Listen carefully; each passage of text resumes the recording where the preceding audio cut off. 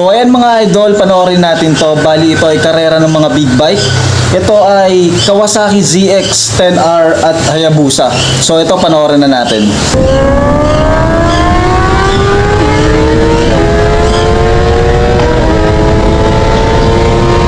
Dikitan lang yung laban nila, no?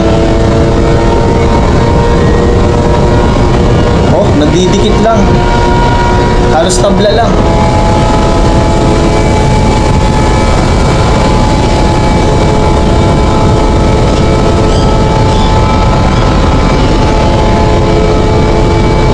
Oh, hindi nag-iiwanan eh.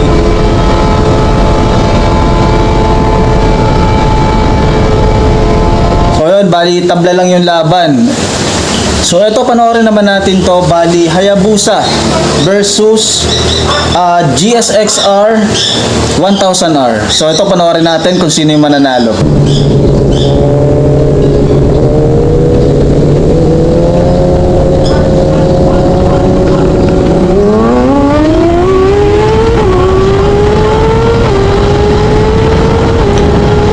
Iwan yung Hayabusa.